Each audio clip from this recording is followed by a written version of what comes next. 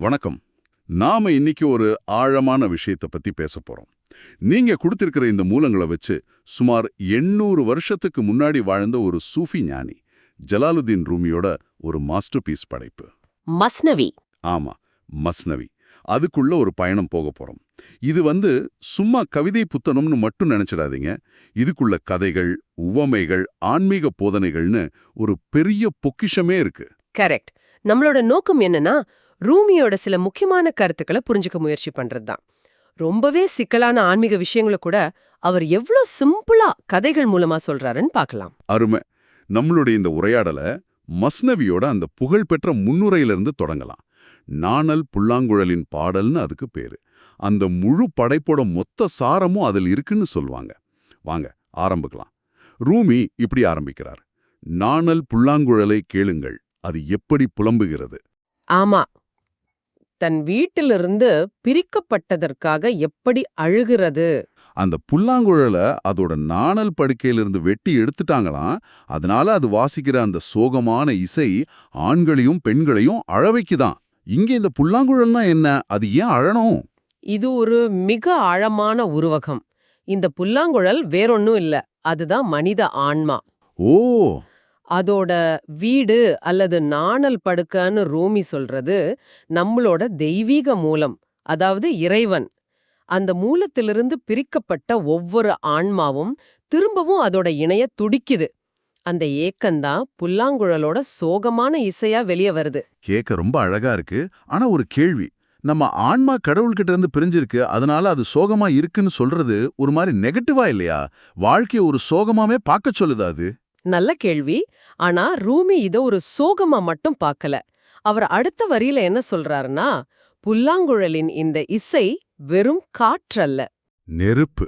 ஆமா, இந்த நெருப்பு இல்லாதவன் இறந்தவனாக கருதப்படட்டும்னு சொல்றார். சோ இது வெறும் சோகத்தோட அழுகை இல்ல, இது தெய்வீக காதலோட நெருப்பு. அந்த மூலத்தை நோக்கி ஆன்மாவை இழுக்கிற ஒரு சக்தி வாய்ந்த ஈர்ப்பு. அந்த நெருப்பு இருக்கிறதால தான் ஒருத்தன் உண்மையிலே உயிருள்ளவனா இருக்கான்னு ரூமி நம்புறார். ஓ, அப்ப இந்த ஏக்கம் ஒரு பாசிட்டிவான விஷயம். சரி, இந்த தெய்வீக காதல், இந்த நெருப்பு பத்தி பேசுவோம். இத அறிவால, நம்மளோட லாஜிக்கால புரிஞ்சுக்க முடியுமா? ரூமி என்ன சொல்றார்? அதுதான் இங்க இருக்கிற முக்கியமான விஷயம். ரூமிய பொறுத்த வரைக்கும் காதல வார்த்தைகளாலேயோ அறிவாலேயோ விளக்கவே முடியாது. அப்படியா? அவரே சொல்றார், காதல பற்றி எவ்வளவுதான் பேசினாலும் உண்மையான காதல்ல விழும்போது நாம் பேசின வார்த்தைகளுக்காக வெக்கப்படுவோன்னு. அறிவுக்கு ஒரு எல்லை இருக்குன்னு சொல்றதுக்கு அவர் ஒரு அருமையான உவமை சொல்றார். பகுத்தறிவு ஒரு சேத்துல சிக்கின கழுத மாதிரி. சேத்துல சிக்கின கழுத? ஆமா, அது ஒரு தூரம் வரைக்கும் போகும், ஆனா காதலோட ஆழத்துக்குள்ள போக முடியாது.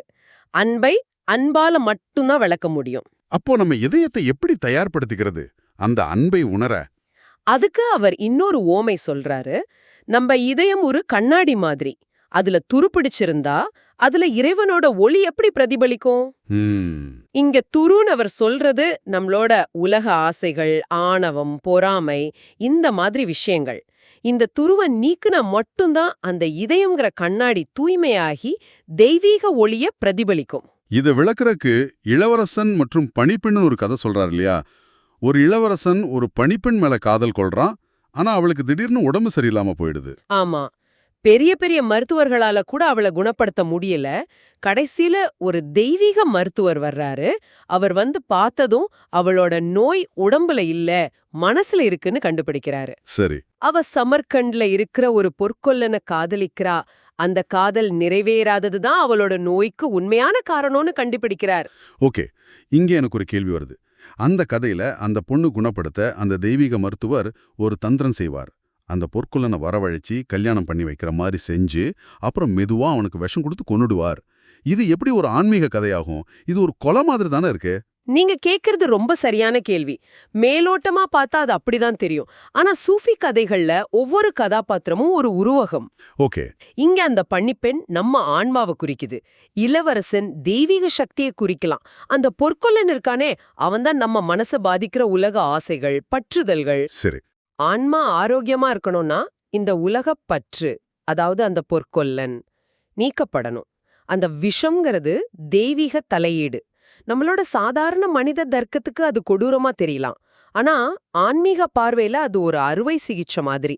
நோயை நீக்கிறதுக்கு சில சமயம் கஷ்டமான வழிகளை பயன்படுத்த வேண்டியிருக்கு. இது மனித தர்க்கத்துக்கு அப்பாற்பட்டதுன்னு ரூமி சொல்றாரு. ஓகே ஓகே, இப்போ புரியுது. நம்மளோட பார்வைக்கெல்லாம் அப்பாற்பட்ட விஷயங்கள் இருக்குன்னு சொல்றீங்க. நம்ம பார்வை எவ்வளோ குறைபாடு உள்ளதுன்னு சொல்றதுக்கு ரூமி இன்னொரு அருமையான கதை சொல்றாரு இல்லையா? அந்த இருட்டு ரூம்ல யானைய பார்க்க போன கதை. ஆமா, அது ரொம்ப பிரபலமான கதை. ஒரு இருட்டு அறைக்குள்ள ஒரு யானையை நிறுத்தி வச்சிருக்காங்க. உள்ள போன ஒவ்வொருத்தரும் தங்களோட கையால அதை தொட்டு பார்த்துட்டு அது என்னன்னு சொல்றாங்க. ம், யானையோட தும்பிக்கையை தொட்டவர் இது ஒரு பெரிய தண்ணி குழாய் வரி இருக்குன்னு சொல்றாரு. காதை தொட்டவர் இது ஒரு பெரிய விசிறிங்கிறாரு. காலை தொட்டவர் இது ஒரு தூண்னு சொல்றார். இன்னைக்கு இருக்கிற சமூக ஊடக விவாதங்களை பார்க்கும்போது இந்த உவமை எவ்வளவு பொருத்தமா இருக்கு பாருங்க. கரெக்ட். ஒவ்வொருத்தரும் தங்களுக்கு தெரிஞ்ச ஒரு சின்ன உண்மையை வச்சுக்கிட்டு அதுதான் முழு யதார்த்தம்னு சண்டை போட்டுக்கறாங்க. யாருமே முழு யானையையும் பார்க்க தயாரா இல்ல. ரூமி 800 விஷயத்துக்கு முன்னாடியே இந்த காக்னிட்டிவ் பயஸை எவ்வளவு அழகா சொல்லியிருக்கார். மிக சரியா சொன்னீங்க. நம்ம கிட்ட இருக்கிறது உண்மையோட ஒரு துண்டு மட்டும்தான். முழு உண்மையும் பார்க்கணும்னா அந்த அறைக்குள்ள ஒரு விளக்கு வேணும். அந்த விளக்கு தான் ஆன்மீக ஞானம். அந்த ஞானம் வந்தா மட்டும்தான் நம்ம பார்க்குற துண்டு துண்டான விஷயங்கள் எல்லாம் சேர்ந்து ஒரு முழுமையான சித்திரத்தை கொடுக்கும்னு ரூமி சொல்றாரு. சூப்பர். சரி, அடுத்ததா ஒரு முக்கியமான விவாதத்துக்கு வருவோம். சிங்கம் மற்றும் விலங்குகள். இதுல விதிக்கும் சுயமுயற்சிக்கும் இடையிலான ஒரு பெரிய போராட்டத்தையும் ரூமி கொண்டு வரார். ஆமா, அந்த கதையில ஒரு காட்டுல இருக்கிற சிங்கம் விலங்குகளை வேட்டையாடிக்கிட்டே இருக்கு. விலங்குகள் எல்லாம் சேர்ந்து ஒரு ஒப்பந்தம் போடுது. நாங்களே தினம் ஒரு விலங்கு உனக்கு அனுப்பி வைக்கிறோம், நீ எங்களை வேட்டையாடாதேன்னு சொல்லுது. இது விதிய முழுசா நம்புறது மாதிரி. ஆமா, எது நடக்கணுமோ அது நடக்கும், நாம ஏன் முயற்சி பண்ணணும்னு நினைக்கிற ஒரு தரப்பு. சிங்கம் இதை ஏத்துக்கலையே. அது கடவுளை நம்பு, ஆனா ஒட்டகத்தை கட்டி வைங்கிற நபிமொழிய சொல்லி சுய முயற்சி தான் முக்கியம்னு வாதிடுது. கரெக்ட்.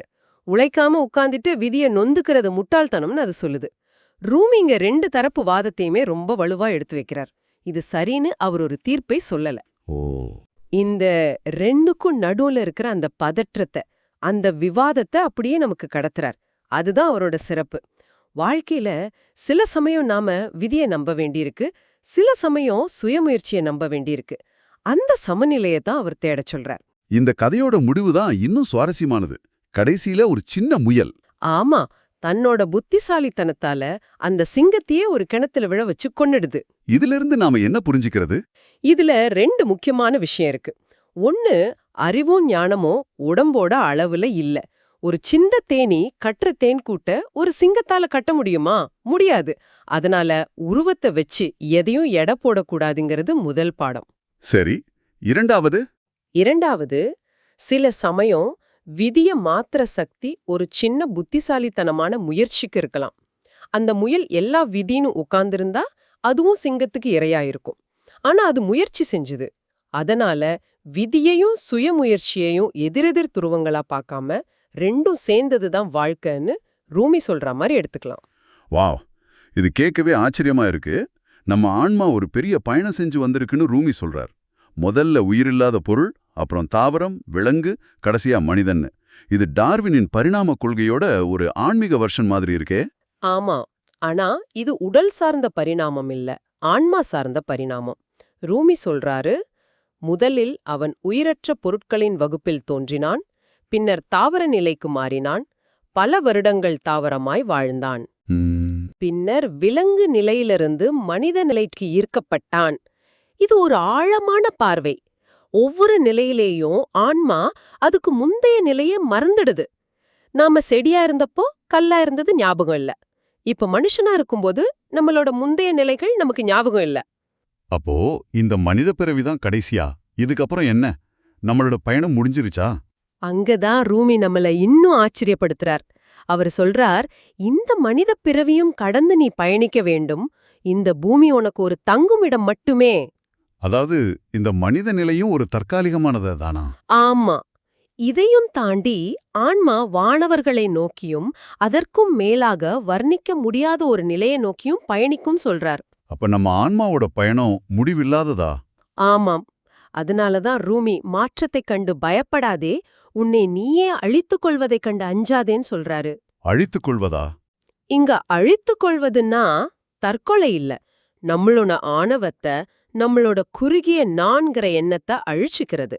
அப்படி அழிக்கும்போது தான் நாம அடுத்த உயர்நிலைக்கு போக முடியும். ஒவ்வொரு மாற்றமும் ஒவ்வொரு மரணமும் ஒரு சிறந்த பிறப்புக்கு வழிவகுக்கும்னு அவர் சொல்றார். நாம இன்னைக்கு ரூமியோட மஸ்னவிங்கிற பெரிய கடல்ல இருந்து சில துளிகளை மட்டும்தான் எடுத்திருக்கோம். ஆன்மாவோட ஏக்கம், அறிவுக்கு அப்பாற்பட்ட தெய்வீக காதல், நம்ம பார்க்கிற தோற்றத்துக்கு பின்னால இருக்கிற உண்மையான யதார்த்தம், அப்புறம் இந்த முடிவே இல்லாத ஆன்மீக பயணம்னு. ஆமா, பல ஆழமான விஷயங்களை தொட்டு பார்த்திருக்கோம். நம்ம ஆரம்பத்துல கேட்ட கேள்விக்கு வருவோம். நம்ம ஆன்மா உண்மையில எதை தேடுதுங்கிற கேள்விக்கு ரூமி ஒரு முடிவில்லாத பயணத்தை பதிலா சொல்றாரு இல்லையா? கரெக்ட். ரூமியோட போதனைகளோட மைய கருத்து அதுதான் சொல்லலாம். நாம பார்க்கிற இந்த உலகம், இந்த நம்மளோட உடல், நம்மளோட அடையாளங்கள் எல்லாம் ஒரு நிழல் மாதிரி தான். உண்மையான யதார்த்தம் நம்மளோட புலன்களுக்கு அப்பாற்பட்டது. தர்க்கமும் பகுத்தறிவும் இல்ல, அது அன்பு, உள்ளுணர்வு மற்றும் முழுமையான சரணாகதி. அந்த பயணத்துல ஒவ்வொரு கட்டமும் முந்தையதை விட சிறப்பானதா இருக்கும். உங்களுக்காக ஒரு இறுதி சிந்தனை.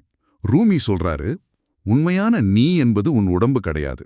உன் உண்மையான சுயம் நீ, நான்கிற வார்த்தைகளுக்கு அப்பாற்பட்டது. வெளியில தெரிகிற இந்த நீ என்பது உன்னோட உண்மையான சுயத்துக்கு அந்நியமானது. ஆமா, அந்த உண்மையான சுயத்தை பிடிச்சுக்கோ, இந்த இரட்டை நிலைய விட்டுடு. நாம இந்த உலகத்துல நமக்காக உருவாக்கிக்கிட்ட இந்த அடையாளம், நம்ம வேலை, நம்ம பேரு, நம்ம உறவுகள் எல்லாமே நம்ம உண்மையான சுயத்துக்கு போட்டிருக்கிற ஒரு முகமூடின்னு ரூமி சொல்றார்னா, அந்த முகமூடிக்கு பின்னால இருக்கிற உண்மையான முகத்தை, அந்த உண்மையான நானை எப்படி தெரிஞ்சுக்கிறது? இந்த கேள்வியோட உங்களை சிந்திக்க விடுகிறோம்.